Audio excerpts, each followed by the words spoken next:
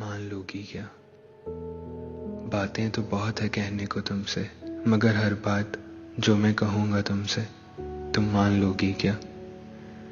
मैं कहूँ कि अगर मैं सोया नहीं हूँ कब से, बस रात भर तुम्हें याद करता हूँ, तो तुम मान लोगी क्या? मिलता हूँ तुमसे कुछ पल के लिए, मगर फिर बस तुम्हें जी भर के देखने का इंतज़ार करता हूँ, तो तुम मान लोगी क्या? मैं कहूँ कि दुनिया भर के लिए तो मैं पत्थर सा हूँ, मगर तुम्हारे आगे तो मैं कांच हो जाता हूँ, क्योंकि मेरे ये आंसू बस बहते भी तो तुम्हारे ही लिए है ना, तो तुम मान लोगी क्या?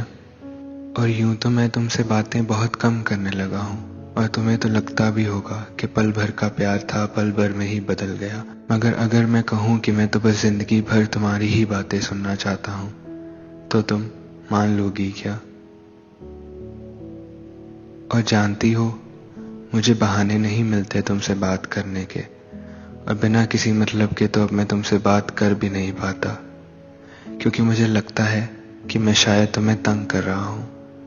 मगर अगर मैं कहूँ कि मुझे आज भी तुम्हारी बातों, तुम्हारी बचकानी हरकतों से उतना ही इश्क है, तो तुम मान लोगी क्या?